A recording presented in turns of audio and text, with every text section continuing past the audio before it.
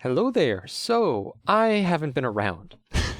Now that it's been a couple of years and I've had time to chill, I wanted to show up briefly to try and explain my stance on slider accuracy and why I think it isn't a good idea. But first, I want to talk about one of the changes to the game's core mechanics that happened while I was gone, HP drain. And I want to talk about why that change was so good and about the very few downsides that it has. So the problem with the old HP system was that it had the chance to give you delayed feedback. What that means is, instead of punishing the player for something they did wrong, the game punishes the player for something they did wrong 15 seconds ago. If you're playing a high HP map or have hard rock on, there's a very high chance that you will reach a point in the map where you cannot pass due to the fact that you messed up a little bit previously.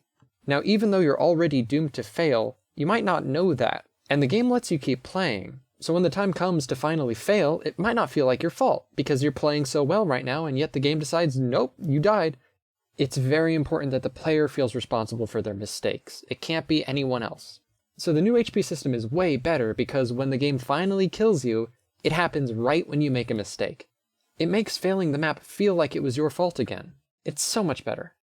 So what are the downsides? Well, in order to find the downsides, you have to look at what's changed or what's missing. HP still drains by itself, so any maps with drain sections still have the intended effect. Goodbye, my only friend. Oh, did you think I meant you? That would be funny if it weren't so sad. The only map I can think of that doesn't work as intended is a map that uses HP drain on spinners. It was so controversial and pretty much the only one of its kind that it even has a Pishyfat video on it. So it's basically a trade-off. HP drain doesn't have delayed feedback, but at the same time, spinners aren't deadly. That sounds like a win-win to me. Good job.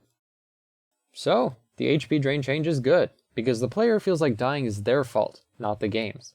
If a player is punished and it doesn't feel like their fault, they might think the game is being unfair to them. And that's a huge part of game design as a whole, making a challenge feel fair to the player, not unfair. This kind of game design happens a lot in no-speed maps, and a good example of that is readability. Readability is about presenting the objects in a beat map as fairly as possible, helping the player know where and when to hit the objects. Now, helping the player know where to hit objects is pretty straightforward. Avoid overlapping objects on easier map difficulties, and try to keep slider paths easy to see. The real challenge of readability is helping the player know when to hit the objects. In easier map difficulties, this is usually done by keeping a simple rhythm and relying on the spacing between objects. It's not always that simple though, and mappers can run into some pretty tough situations. Let's have a look at some examples. This is a map from 2009 called Shoreline.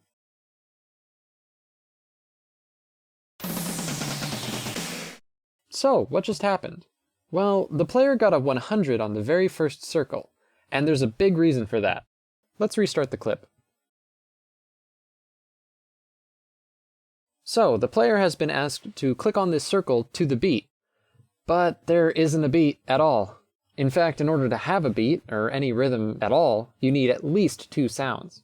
The approach circle helps, but not nearly enough. The player is about to be punished for accuracy when it is clearly not their fault. Let's look at a map from 2014 that has the same problem. This one's a lot simpler. The first 2 circles are unfair because they don't have a rhythm, but the third circle is fair. So what could the mapper change to make the first 2 circles fair? They could add a countdown. 3, 2, 1, go! I don't think people like those. They could make it a spinner, but that's kind of boring. Instead, what they should have done is something that mappers have been doing for almost a decade now, and that is start with a slider. If the first 2 circles were a slider, the map would only judge the player's accuracy when there's actually a beat. So those were 2 examples of maps that could have used the lack of slider accuracy to their advantage. But those were only cases where there was no beat at the beginning. It turns out there are more cases where there is no beat, and one of those cases is when the BPM changes. If the BPM changes, the old beat is replaced with a new one, and the player needs time to adjust. Here's an example from Valkyrie Dimension.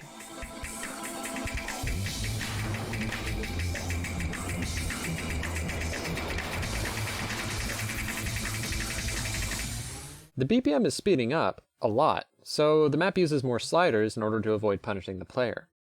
Another good example of this is the marathon by Landwings called 4 Seasons.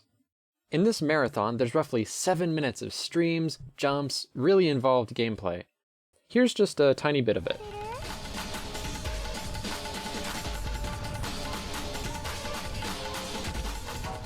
But right at the end of the song, there's tons of BPM changes. And in order to close out the marathon in the most interesting way possible, Landwings does this.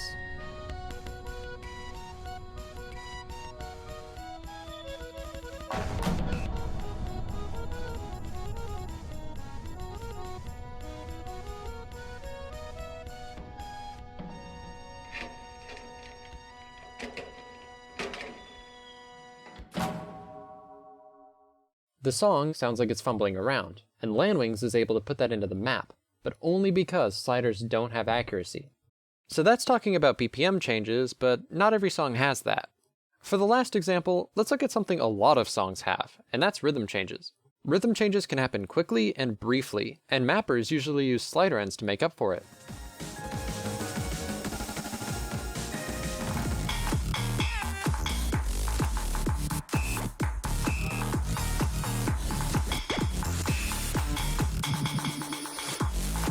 Alright, you get the idea.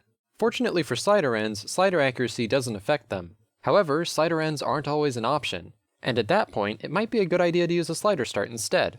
Here's some examples of slider starts being used like this.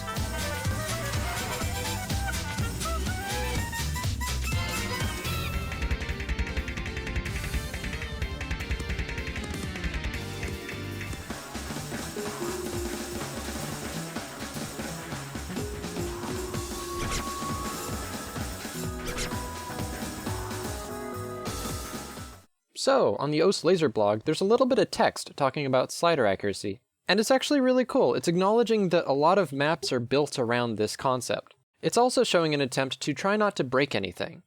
One of the problems is, while that would help preserve the old stuff, new stuff couldn't use these design elements. And more complicated songs, or songs with strange rhythm choices, are going to be a lot harder to map, and I think mappers are going to skip them in favor of the easier stuff.